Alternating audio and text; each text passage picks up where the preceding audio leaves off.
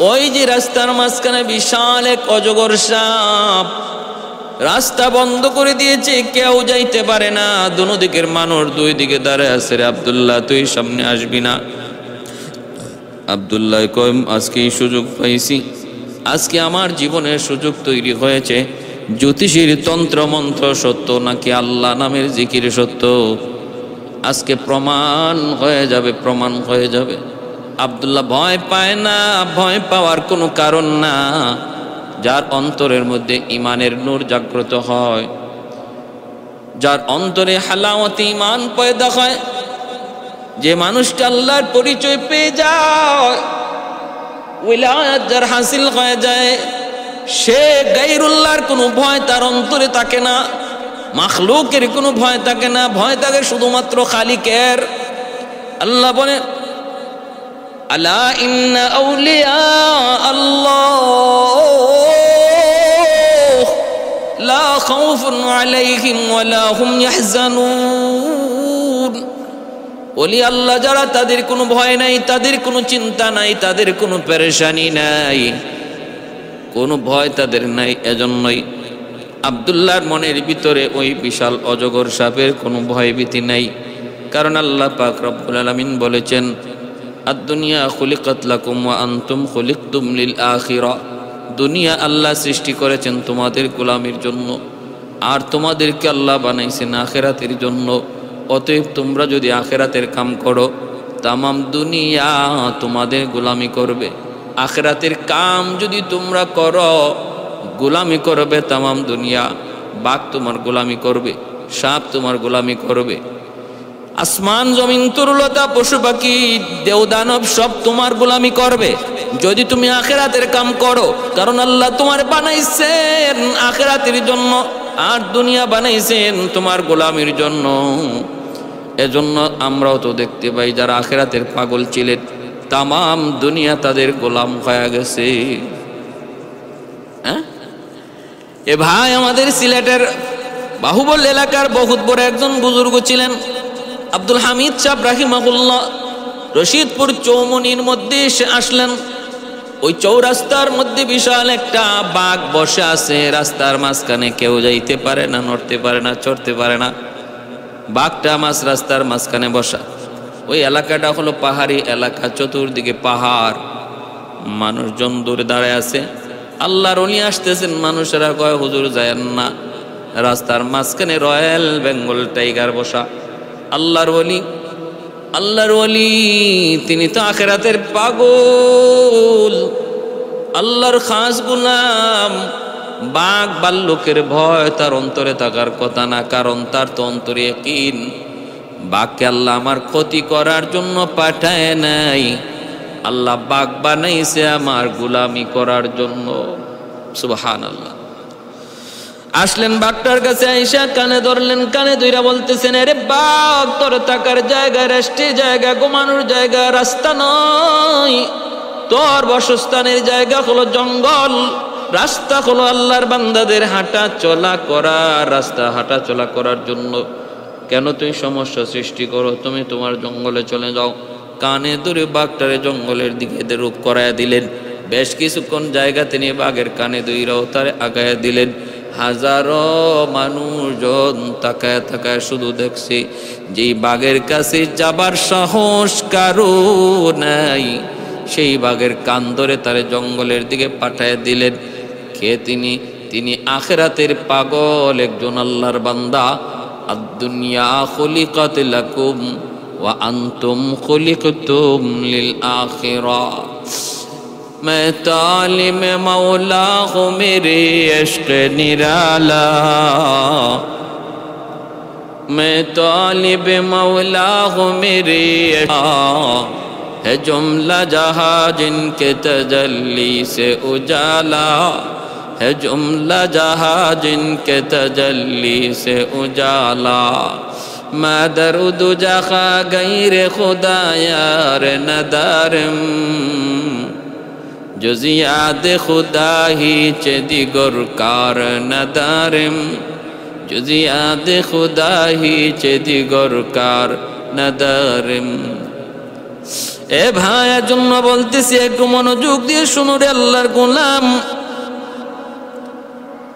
উজানির পিসাব রাহিমাহুল্লাহ কারি ইব্রাহিম সাহেব আল্লাহর ওলি গোড়ার পিঠে সোয়ার হইয়া জঙ্গলের পাড় দিয়ে কোথাও যাইতেছেন। দেখতে পেলেন একটা মসজিদ। ওই মসজিদটা জঙ্গলের ভিতরে, কেউ নাই, মানুষজন কেউ নাই। মসজিদটা দেখে গোড়ার পিঠ থেকে তিনি নামলেন, আর মনে মনে ভাবলেন, মসজিদ দেখার পর মসজিদের হক হলো তার মধ্যে 2 রাকাত নামাজ পড়া। সুযোগ থাকলে আল্লাহর ঘর মসজিদ দেখা মাত্রই সেখানে 2 রাকাত নামাজ পড়া, এটা মসজিদের একটা হক, মসজিদের একটা দাবি, মসজিদের একটা চাহাত। আল্লাহর ওলি ঘোড়ার পিঠ থেকে নাইমা তিনি মসজিদের ভিতরে ঢুকলেন। ঢুইকা দেখেন জঙ্গলের একটা বিশাল বড় বাঘিনী 2টা দুধের বাচ্চারে এই মসজিদের এক কোনায় বসে বসে দুধ খাওয়াইতেছে।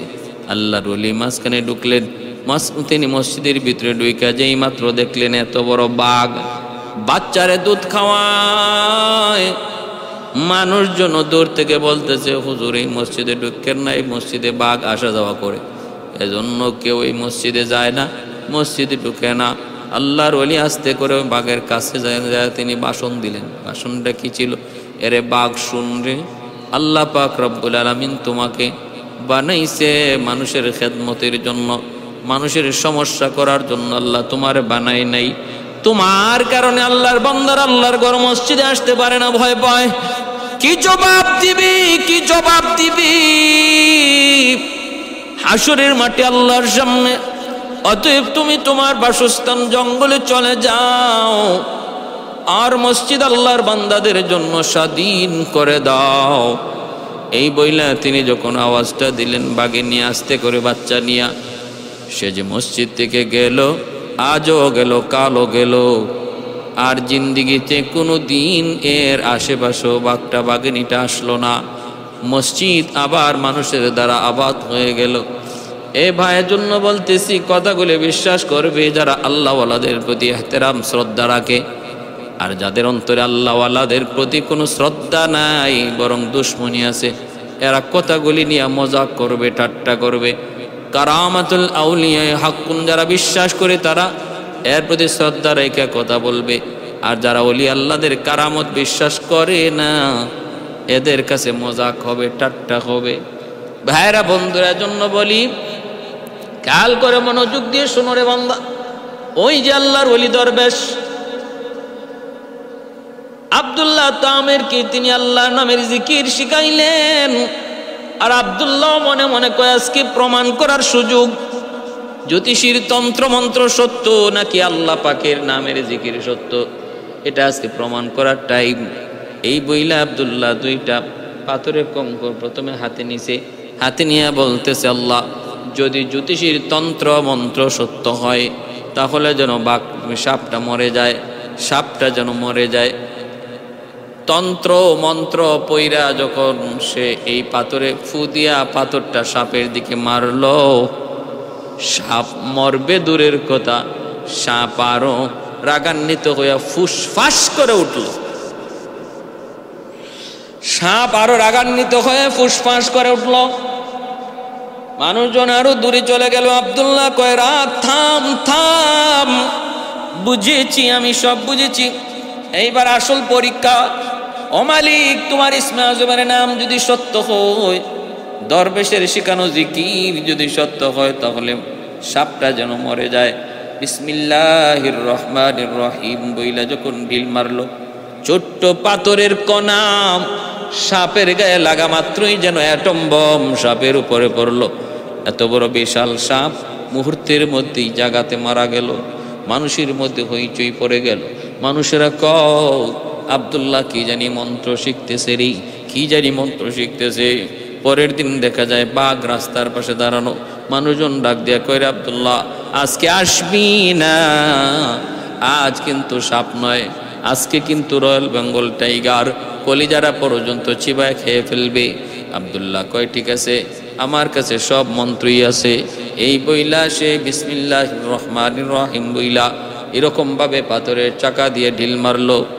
রয়্যাল বেঙ্গল টাইগার আস্তে করে রাস্তা ছেড়ে দিয়া তার মতো জঙ্গলে চলে গেল। আব্দুল্লাহ যেই মাত্র ঢিল মারলো, বাঘটা আস্তে করে ভাগতে শুরু করলো। ভাগতে ভাগতে রাস্তা পরিষ্কার হয়ে গেল, আজও গেল কালও গেল, রাস্তা পরিষ্কার। মানুষজন কয়, আব্দুল্লাহ রে, কি তুমি জাদু মন্ত্র তন্ত্র শিখতেছো? কি মন্ত্র তন্ত্র শিখতেছো? এ আব্দুল্লাহ, একটু আমাদেরকে একটু দাও না, আমাদেরকে একটু শেখাও না, আমাদের একটু উপকার করো না।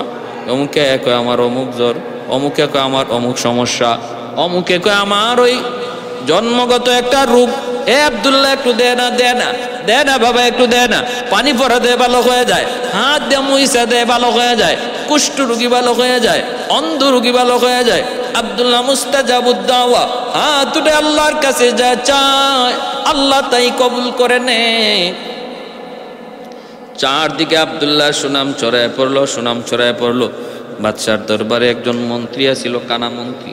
ওই কানা মন্ত্রীর কানেও গেল, আব্দুল্লাহ অন্ধ রোগীরে ভালো করে, আব্দুল্লাহ কুষ্ঠ রোগীরও ভালো করে দেয়। এই খবর যখন কানা মন্ত্রীর কাছে যায় পৌঁছলো, কানা মন্ত্রী মনে মনে কয়, তাহলে আমারও তো একটা সুযোগ যায়, বাতিজার কাছে একটু যাই। রাতের অন্ধকারে কানা মন্ত্রী কয়, বাতিজা, মনে বড় আশা নিয়ে আসছি রে বাবা।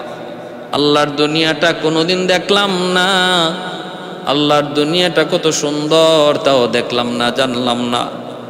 চোখ নাই যার দুনিয়া কিছুই নাই, অমূল্য সম্পদ হলো চোখ। এই চোখের জ্যোতি যার নাই, সে তো কিছুই পাইল না, কিছুই দেখলো না। নিজের চেহারাটা পর্যন্ত আজও কোনোদিন দেখলাম না, মা বাবার চেহারা কোনোদিন দেখলাম না। বাবা আব্দুল্লাহ, একটু দে না, এ বাবা একটু সুযোগ করে দে না। এজন্যই রে ভাই, অন্ধ মানুষ দুনিয়াতে সবচেয়ে বড় অভাবী একজন মানুষ। অন্ধ মানুষকে কোনোদিন ঠাট্টা করো না, মজাক করো না। অন্ধ মানুষকে রাস্তা দেখায় দিলে পরে আল্লাহর জান্নাত পাওয়া সহজ হয়, আসান হয়। অন্ধ মানুষকে হাতে ধইরা রাস্তা পার করায় দিলে আল্লাহ খুশি হয়ে যায়, আল্লাহ খুশি হয়ে যায়, আল্লাহ খুশি হয়ে যায়। কারণ দুনিয়াতে তার মতো অভাবী আর কেউ নাই, যে নিজের চেহারাটা পর্যন্ত দেখলো না, নিজের সন্তান বিবি বাচ্চা বাপ মার চেহারাটা দুনিয়াতে দেখলো না। আল্লাহর দুনিয়ার রং, আল্লাহর দুনিয়ার সৌন্দর্য সে বিন্দু পরিমাণও বুঝলো না, দেখলো না। আল্লাহ পাক রব্বুল আলামিন ওই অন্ধ মানুষটা, অন্ধ মন্ত্রী যায় যখন আব্দুল্লাহর কাছে অনুনয় বিনয় করে বলতেছে, আব্দুল্লাহ দে না, একটু আমার চোখটা একটু ভালো করে দে। তুই নাকি কি তন্ত্র মন্ত্র শিখতেছ, জ্যোতিষীর কাছ থেকে কি জানি তুমি শিখতেছ, ওই মন্ত্র বইরা একটু ফু দে না বাবা, একটু ফু দে। আব্দুল্লাহ কয়, তন্ত্র মন্ত্র ফাও, ভুয়া। ও কোস কি? তন্ত্র মন্ত্র যদি ভুয়া হয় তাহলে তোর হাতের ছোঁয়ায় মানুষ ভালো হয় কেমনে, কুষ্ঠরোগী ভালো হয় কেমনে? তুই কি যেন ফু দেস, ফু দিলে পরে সাপ মরে যায়, বাঘ মরে যায় কেমনে? তাহলে এটা কিসের মন্ত্র? আব্দুল্লাহ কয়, চাচা এটা কোনো তন্ত্র মন্ত্র নয়, এই ফুটা হলো আমার মালিকের নাম, আমার মালিকের নাম ইসমে আজম আল্লাহ। কয় মালিক আবার কি? আব্দুল্লাহ কয়, তোমার মালিক যিনি আমার মালিক তিনি, বাদশার মালিক যিনি তোমার আমার মালিকও তিনি, তামাম কায়নাত সৃষ্টিকর্তা যিনি তিনি হলেন তোমার আমার মালিক, যার নাম হলো আল্লাহ। ওই আল্লাহ পাকের ক্ষমতায় তোমার চোখ ভালো হয়েছে। এই কথা বলতেই তখন ওই লোকটায় তখন বলতেছে, মন্ত্রী, এরে আব্দুল্লাহ, কার নাম নিয়ে তুমি ভালো করো আমার এত জানার প্রয়োজন নাই, তুমি আমার চোখটা ভালো করে দাও, যেভাবে খুশি করো। আব্দুল্লাহ তখন বলতেছে, চাচা যান, একটা শর্ত আছে, শর্তটা হলো আমি আল্লাহর কাছে চাইব তোমার সুস্থতার জন্য, বাকি মঞ্জুর করার দায়িত্ব, মঞ্জুর করার বিষয় হলো আল্লাহর। আল্লাহ যদি চায় তাহলে তুমি সুস্থ হবে, আমি শুধু আল্লাহর কাছে একটু চাইব, আল্লাহ যদি না চায় সুস্থ হতে পারবে না। কয় জন্য কি করা লাগবে? কয় আল্লাহর উপর ঈমান আনতে হবে। ঈমান, তুমিও কালেমা পড়ে মুসলমান হওয়া লাগবে চাচা। যদি তুমি কালেমা পড়ে মুসলমান হয়ে যাও, আল্লাহর উপর যদি তুমি রাজি হয়ে যাও, আল্লাহর উপর যদি ঈমান আনো, আল্লাহ তোমার উপর রাজি হয়ে যাবে। তখন আল্লাহ পাক রব্বুল আলামিন আমার সুপারিশটাও আল্লাহ পাক তখন কবুল করবে। অতএব তোমাকে ঈমান আনা লাগবে। কানা মন্ত্রী কয় আমার চোখ নাই, অর্থাৎ আমার জীবনই নাই। ঈমান আনলে যদি চোখ ফিরে পাই তাহলে কোনো আপত্তি নাই। বাবা আব্দুল্লাহ, আমি এই মুহূর্তে কালেমা পড়লাম, লা ইলাহা ইল্লাল্লাহ ঈসা রূহুল্লাহ। কালেমা পাঠ করে সেও মুসলমান হয়ে গেল। এরপর আব্দুল্লাহ চোখের মধ্যে হাত বুলায় দিল। মুহূর্তের ভিতরে জন্মন্ধ মানুষটা আবার চোখ ফিরে পাইল। জন্মন্ধ মানুষটা চোখ ফিরে পাইল। পরের দিন সকালবেলা বাদশা তার মন্ত্রী পরিষদের মিটিং এর মধ্যে বসা, একজন একজন করে বাদশা মত নেয়। যখন কানা মন্ত্রীর কাছে আসে, বাদশা কয় কিরে কানা একটু বল তোর মধ্যে। এমনি কানা মন্ত্রী কয় বাদশা যাব না, কানা বইলেন না, একটু ভালো করে দেখেন। বাদশাহ তাকায় দেখি কানা মন্ত্রীর চোখ ভালো হয়ে গেছে, বড় বড় চোখে তাকায় আছে। কিরে তোর চোখ ভালো হইলো কেমনে, চোখ পাইলে কেমনে? কয় আমার মালিক দিছে, আমার মালিক। বাদশাহ কয় তোর মালিক আবার কেডা? তোর মালিক তো আমি। তুমি আমার মালিক? তুমি আমার মালিক সম্পূর্ণ ভুয়া মালিক। আমার আসল মালিক বলেন আমার আল্লাহ, যেই মালিক তোমাকেও বানাইছে, আমাকেও বানাইছে, আসমান জমিন বানাইছে। ঈমান যার অন্তরে একবার ঢুকে যায় সেটারে গোপন রাখা যায় না রে ভাই, যত চেষ্টাই তুমি করো না কেন। কারণ সূর্যের পাওয়ারের চেয়ে ওই ঈমানের পাওয়ার অনেক গুণ বেশি। সূর্যের আলো যেমন ভাবে কোনোভাবেই সেটা গোপন রাখা যায় না, সূর্যের আলো আটকায় রাখা যায় না। পৃথিবীর পূর্ব আকাশে সূর্য উঠলে পরে সূর্যের আলো কেউ আটকায় রাখতে পারে না, পৃথিবীটা আলোকিত করে দেয়। ঠিক তেমনি ভাবে একজন মানুষের অন্তরের মধ্যে যখন ঈমানের নূর অন্তরে ঢুকে যায়, তখন এই নূরটারও কোনোদিন চাপায় রাখা যায় না, সূর্যের আলোর মতোই সেটা বেরিয়ে যায়। ঈমানের নূর যার অন্তরে ঢুকে সেটারে গোপন রাখা যায় না, প্রকাশ হয়ে যায়। চেষ্টা করো, গোপন রাখা যায় না। হযরত বেলাল হাবশী রাদিয়াল্লাহু তাআলা আনহু এত করে বুঝানো কলরে, বেলাল মুসলমান হয়েছো কিন্তু এখনো তুমি গোলাম, উমাইয়ার গোলাম, এবং উমাইয়া হলো চরম দুশমন ইসলামের, মুসলমানের নবীর। যদিও টের পায় তুমি মুসলমান হয়েছো তাহলে তোমাকে রাখবে না, তোমাকে হত্যা করে ফেলবে। ও বেলাল, না না, তুমি তোমার ইসলাম প্রকাশ করবা না। কিন্তু যতই বলেন বেলাল তো গোপন রাখতে পারে না, কারণ ঈমান তো গোপন রাখার বস্তু নয়। বেলাল জবান দিয়ে আহাদ আহাদ বলতেছে, আহাদ আহাদ বলতেছে। আবু বকর সিদ্দিক কানে কানে যায় বলে, বেলাল একটু হিকমত অবলম্বন করো। ও বেলাল, তাদেরকে খুশি করার জন্য তুমি একবার তাদের নাম, তাদের দেবদেবীর নাম বলো, অথবা নীরব থাকো, আল্লাহর নামটা বলা বন্ধ রাখো। আল্লাহর নামটা আহাদ আহাদ নামটা একটু বলা বন্ধ রাখো। ও বেলাল, যা দেখতেছি তোমাকে হত্যা করে ফেলবে, মেরে ফেলবে।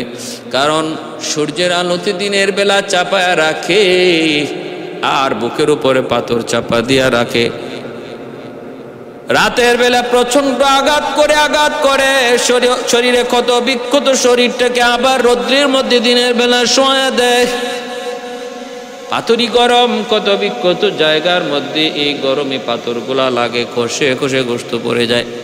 বেলাল আবু বকর সিদ্দিক রাদিয়াল্লাহু তাআলা আনহুকে বলে, আবু বকর, আমি তো চাই জবান বন্ধ রাখতে, কিন্তু আমার জবান তো পারে না। আমি চাই অন্য কিছু বলতে, কিন্তু আমার জবান তো অন্য কিছু বের হয় না। আমার জবান দেয়া শুধু আমার আল্লাহর নাম আহাদ আহাদ বের হয়, আর কিছু চাইলেও আমি বের করাইতে পারি না। আমাকে দোষ দিয়ে লাভ নাই। এজন্যই ভাইয়েরা বন্ধুরা, ওই যে কানামন্ত্রী সেও ইসলাম গ্রহণ করার কারণে আর গোপন রাখতে পারে না ইমানের নূর, এটা গোপন রাখা যায় না। কানামন্ত্রী সে বলে দিল, বাদশাহ তখন কেঁপে গেল, কস কি তুই, তোর মালিক বুঝি আল্লাহ, তোর মালিক আল্লাহ তোরে এই মন্ত্রকে শিখাইছে, তাড়াতাড়ি করে বল। আমাকে শিখাইছে আব্দুল্লাহ। সাথে সাথে আব্দুল্লাহরে দুই রানছে বাদশাহ, আইনা কইরে আব্দুল্লাহ এত কষ্ট করে এত মায়া করে তোর রাজদরবারে আনলাম, তোর জন্য সব কিছু আমি ফ্রি করে দিলাম, তোর বাপ মার জন্য সব কিছু ফ্রি করে দিলাম। এ আব্দুল্লাহ, তুই এতদিনে কি শিখলি? তুই বুঝি এই শিখছো যে তোর আমার মালিক আল্লাহ, আমি তোর খোদা, এই কথা কি তুই ভুলে গেছো? আব্দুল্লাহ কই, তুমি আমার খোদা, এটা ফালতু কথা। তুমি আমার খোদা, মানুষ কোনোদিন খোদা হতে পারে না। তোমার আমার খোদা হলেন আল্লাহ, তুমি কোনোদিন খোদা হতে পারো না। এই কথা বলা মাত্রই আব্দুল্লাহর দিকে বাদশা কেঁপে গেল। কয় আব্দুল্লাহ রে, তোর এই কথা কে শিখাইছে? ওই জ্যোতিষী শিখাইছে বুঝি? কয় জ্যোতিষী শিখাইব ছাতা, জ্যোতিষী কি শিখাইব ছাতা, জ্যোতিষী আমারে শিখাইব কচু, জ্যোতিষী কোত্থেকে এগুলা জানবে? কে তোরে শিখাইছি? কয় শিখাইছে আমারে দরবেশ। কোথায় সেই দরবেশ? কয় জঙ্গলের ভিতরে দুইরা আনলো দরবেশকে। দরবেশকে রাজ দরবারে দুইরা আইনা বলে, দরবেশ এখনো সুযোগ আছে, আমারে খোদা কও। দরবেশ কই, জীবন যাবে যাবে, তবুও খোদা তোমাকে বলতে পারবো না। খোদা হলেন আমার আল্লাহ, আমার আল্লাহ খোদা হলেন আমার আল্লাহ, তোমার আমার খোদা আল্লাহ। এই কথা বলা মাত্রই তখন দরবেশ কয়, তাহলে ঠিক আছে, তোমারে হত্যা করে ফেলবো। এই বইলা দরবেশ তারে হত্যা করার জন্য নির্দেশ দিয়ে দিল। দরবারে তারে হত্যা করার জন্য সবাই প্রস্তুত হয়ে গেছে। ভাইরা বন্ধুরা, আব্দুল্লাহর সামনে হত্যা করা হলো তার উস্তাদ, তার দরবেশকে। আব্দুল্লাহ এইবার তোর এখন সময়, আব্দুল্লাহ এখনো সুযোগ আছে রে, বল আমারে খোদা কোনাইলি তোর হত্যা করে ফেলবো। আব্দুল্লাহ কো অসম্ভব, মৃত্যুর ভয় দেখায় কোনো লাভ নাই, মৃত্যুর ভয় দেখায় কোনো লাভ নাই। মুমিন ইমানদার আল্লাহর পরিচয় যারা পেয়ে যায়, তারা আল্লাহ পাওয়ার পর কোনোদিন মরণকে ভয় পায় না, মরণ ভয় করে না, মরণকে ভয় পায় না। তুহফাতুল মুমিন আল মউত।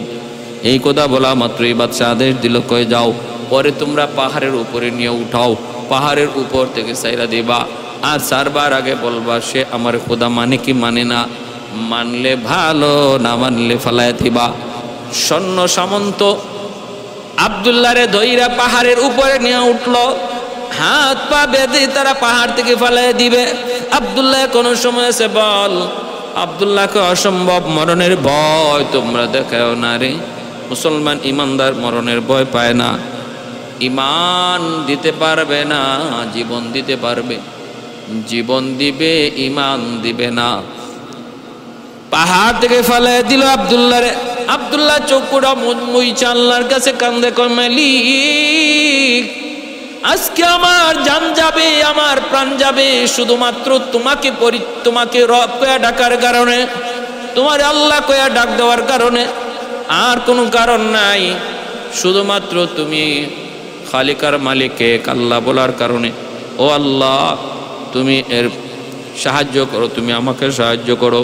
আব্দুল্লাহ যখন আল্লাহকে সাহায্য চায়, আল্লাহ পাক রব্বুল আলামিন সাহায্য নাজিল করলেন। ফেরেশতাদেরকে বললেন, ফেরেশতারা যাও, পাহাড়ের নিচে তোমরা এরকম ভাবে ফুম বিছায় দাও, আমার আব্দুল্লাহ যেখানে পড়বে বিন্দু পরিমাণ যেন ব্যথা না পায়। আর ওখান থেকে দরবার পর্যন্ত লাল কালিচা বিছায় দাও, যেন ওই কালিচার উপরে দিয়ে হেঁটে হেঁটে সে আবার দরবারে যায়। পরে গেল আব্দুল্লাহ নিচে, ওইরা দেখে আরাম লাগে, কোনো ব্যথা পায় নাই, ব্যথা অনুভব করে নাই। উপরে তাকায় দেখে পাহাড়ের উপর তার সৈন্যগুলি মজাক করে ঠাট্টা করে। আব্দুল্লাহ কয়, মালিক, আমারে যেভাবে ধরছ ওই বেঈমানগুলির, আমারে যেইভাবে বাঁচাইছো বেঈমানগুলির ওইভাবে ধরো। আল্লাহ, তুমি তো বাঁচাইতেও পারো, তুমি ধরতেও পারো। তোমার সাথে, তোমার প্রিয় বান্দাদের সাথে যারা দুশ্মনী করে, আল্লাহ তুমি তাদেরকে ধরো। আমার আল্লাহ বলেন, মান আদালি ওয়ালিয়ান ফাকাদ আযানতুহু বিল হারব। আমার ওলিদের সাথে যারা দুশ্মনী করে তাদের সাথে আমি আল্লাহ যুদ্ধ ঘোষণা করি, যুদ্ধ ঘোষণা। ভাইরা বন্ধুরা, এজন্য আল্লাহ পাক রব্বুল আলামিন ধরছে পাহাড়ের মধ্যে ভূমিকম্প শুরু হয়ে গেল, সবগুলি স্বর্ণ পাহাড় থেকে পইরা নিজের পা সামলাইতে পারে না, ভূমিকম্পের কারণে পাহাড় থেকে নিচে পইরা সব একদম কিছু কি হয়ে গেল, চাটনি হয়ে গেছে। আব্দুল্লাহ রে ফালায়া মারার কথা, যেইভাবে আব্দুল্লাহ রে ফালায়া মারার কথা আল্লাহ ওইভাবে তাদেরকে মারলো। আর আব্দুল্লাহ রে আল্লাহ পাক জীবিত রাখলো। লাল গালিচার উপর দিয়ে আব্দুল্লাহ চলে গেল বাদশার দরবারে। ইউসুফ জুনওয়াজ কালেমার দাওয়াত দেয়, আব্দুল্লাহ তুই মরলি না, মরলি না, কেমনে তুই বাঁচলি? কয়ে রাখে আল্লাহ মারে কে? যে আল্লাহ আমারে রাখছে ওই আল্লাহ তোমার সৈন্যগুলির ধরছে। কয় আমার সৈন্যগুলির অবস্থা কি? কয় চাটনি হয়ে গেছে। আরেক সৈন্যরে আদেশ দিল, ওরে নিয়ে তোমরা সাগরে যাও, জাহাজে করে লয়ে যাও, সাগরের মধ্যখানে ফালাইয়া দিবা, হাঙ্গর ডাঙ্গর তিমি আব্দুল্লাহরে খেয়ে ফেলবে, আমাদের ঝামেলা মুক্ত। তবে মরবার আগে, ফালাইবার আগে তারে জিজ্ঞেস করবা সে আমাকে মানে কি মানে না। আব্দুল্লাহরে জাহাজের উপর থেকে যখন সাগরের মধ্যখানে ফালাইয়া দেওয়া হবে তখন আব্দুল্লাহ কয় আল্লাহ সাহায্য চাই। আল্লাহর পক্ষ থেকে সাহায্য চলে আসলো। এমন সাহায্য আসলো, পানির উপরে আল্লাহ পাক রব্বুল আলামিন, পানির উপরে আল্লাহ পাক মখমলের বিছানা বিছায় দিলেন। আব্দুল্লাহ পড়লো, এক সাররা পরিমাণ পানি তার গায়ে লাগে না। মখমলের বিছানা, মখমলের চাদর, আবার লাল গালিচা বিছায় আল্লাহ পাক রব্বুল আলামিন একদম বাদশার দরবার পর্যন্ত পৌঁছায় দিলেন। আব্দুল্লাহ নিরাপদে যায় আর ওই জাহাজের উপর দিকে তাকায় কয় মালিক তুমি ওদেরকে ধরো। বলা মাত্রই সাগরের মধ্যে ঝড় তুফান শুরু হয়ে গেল। জাহাজটা অল্প সময়ের ভিতরে পানিতে ডুবে গেল। সবগুলি সৈন্য যারা গেছিল আব্দুল্লাহরে ডুবায়া মারতো, ওই সবগুলির আল্লাহ পাক ডুবায়া মারলেন। ভাইরা বন্ধুরা, আব্দুল্লাহ আবারও বাদশার দরবারে চইলে আসছে, আইসা কালেমার দাওয়াত দেয়। আব্দুল্লাহ রে তুই এখনো বুঝি মরলি না? কয় অসম্ভব, রাখি আল্লাহ মারে কে? কয় তাহলে কি করব? মন্ত্রীরা পরামর্শ দাও। মন্ত্রীদেরকে মন্ত্রীরা কয় ওরে আগুনে পুরাইতে হবে। আব্দুল্লাহ কয় আমার আগুনের ভয় দেখায় না রে মন্ত্রী, এ জালিম আগুনের ভয় দেখায় না, কারণ আমরা ইব্রাহিম খলিলুল্লাহর উত্তরসূরি, আগুনের ভয় দেখায় কোনো লাভ নাই। বাদশাহ ইউসুফ জুনওয়াজ কয় তাহলে আব্দুল্লাহ তোরে কেমনে মারমু? ক তোরে তো কোনোভাবেই মারতে পারি না, আগুনের ভয় পাস না, তাহলে মারমু কেমনে? আব্দুল্লাহ তামির তখন বলতেছে বাদশাহ আমাকে তুমি মারতেই হবে, তাহলে মারতেই হবে বুঝি? বলে হ। এইদিকে আব্দুল্লাহ যে একের পর এক পাহাড় থেকে পরিরাও বাইচা গেল, সাগরের মধ্যে ফালানোর পরও বেঁচে গেল। একে একে ইয়ামেনের মধ্যেই খবর রটতে রটতে রটতে রটতে মানুষজন একটার পর আরেকটা ঘটনা দেখতে দেখতে মুসলমান হইতে হইতে 50 ভাগ মানুষ মুসলমান হয়ে গেল। ইয়ামেনে কেমন করে ইসলাম আসছে? এর আগে ইয়ামেনের মানুষ মূর্তি পূজারী ছিল। এই আব্দুল্লাহ তামের ইয়ামেনকে একটা ইসলামী রাষ্ট্র পরিণত করার পিছনে আল্লাহ তার এই গোলামকে একটা উসিলা বানিয়ে রাখছেন। আমার ভাইরা, এখন বাদশা কয় ঠিক আছে তোরে কেমনে মারমু কো? আব্দুল্লাহ কয় আমারে মারবার একটাই পথ শুধু আছে, সেই পথটা হলো নির্দিষ্ট একটা তারিখ করো আর ময়দানে আমারে হাজির করো, আর হাজারো মানুষ এলাকার ইয়ামেনের যত মানুষ তাদেরকে দাওয়াত দাও যে আজকে আব্দুল্লাহরে হত্যা করা হবে। আমারে এক জায়গায় দাঁড় করাও, একটা তীর হাতে নিবা, নিয়া তীরটা তোমার ভগবানের নামে আর সগবানের নামে মারলে কোনো লাভ হবে না। আমি যেভাবে বলি ওইভাবে তীরটা যদি মারতে পারো তাহলে আমার মরণ হবে, এর আগে তুমি মারতে পারবা না। কয় কি? কয় কারণ হলো হায়াত মৌত কোনো ভগবানের হাতে নয়, হায়াত মৌত তোমার মতো জালেম বাদশার হাতেও নয়, হায়াত আর মৌত হলো না আমার আল্লাহর হাতে। তিনি হায়াত দেন, তিনি মৌত দেন। অতএব তীরটা মারার সময় আমার আল্লাহর নামে মারবা। বিসমিল্লাহি বিরব্বি হাদাল গোলাম, বিসমিল্লাহি বিরব্বি হাদাল গোলাম, এইভাবে কয়া তীরটা মারবা। তাহলে এই তীর আমার গায়ে লাগা মাত্রই আমার ইন্তেকাল হয়ে যাবে। হাজারো লক্ষ মানুষের উপস্থিতি হয়ে গেল। ইয়ামেনের অর্ধেক মানুষ এমনিতেই মুসলমান, বাকি অর্ধেক এখনো রয়েছে, হয় নাই। এরাও দেখতে আসলো, কয় দেখি। উপস্থিত জনতার ভিতরে আব্দুল্লাহ একটা ভাষণ দিল। আব্দুল্লাহ কয়, শোনো, ইয়ামেনের জনগণ বাচ্চা আমাকে কতভাবে চেষ্টা করলো হত্যা করার জন্য, পারে না, কোনোভাবেই আমাকে মারতে পারে না। এখন আমি নিজেই বলেছি, আমাকে যদি মারতে হয় তাহলে আমি যে আল্লাহর উপর ঈমান এনেছি, আমি যেই রবকে রব মানি, সেই রবের নামে তীর মারো। এই তীর যদি আমার গায়ে লাগে তাহলে আমার মৃত্যু হবে, নতুবা বিকল্প কোনো ব্যবস্থা নাই আমাকে হত্যা করার। আপনারা সাক্ষী, আমি চলে যাব, কিন্তু আমি চাই আমি এক আব্দুল্লাহ চলে গেলে হাজারো আব্দুল্লাহ যেন ঘরে ঘরে জন্ম হোক। বিসমিল্লাহি রাব্বি হাদাল গোলাম কয়ে তীর মারলো। এই তীরটা আব্দুল্লাহর কপালের মধ্যে লাগলো, লাগা মাত্রই সাথে সাথে আব্দুল্লাহ জমিনে পড়ে গেল, বিদায় নিল, শহীদ হয়ে গেল। এই দৃশ্য দেখা মাত্রই উপস্থিত আরো যে 50 ভাগ মানুষ, তারা এখনো বাকি আছিল, কালেমা পড়ে নাই। এরাও সাথে সাথে কালেমা পড়ে মুসলমান হয়ে গেল। अंदाज बया गरचे बहुत शौक नहीं है, अंदाज बया गरचे बहुत शौक नहीं है, शायद के उतर जाए तेरी दिल में मेरी बात, शायद के उतर जाए तेरी दिल में मेरी बात, या वसात अफलाक में तकबीर मुसलसल, या वसात अफलाक में तकबल, या खाक के आगोश में तस्बीह मुनाजात, या खाक के आगोश में तस्बीह मुनाजात। ओ मजहब मुर्दान खुदा गाहो खुदा माज, ए मजहब मुल्लाओ जमादात व नबातात, ए मजहब मुल्लाओ जमादात व नबातात।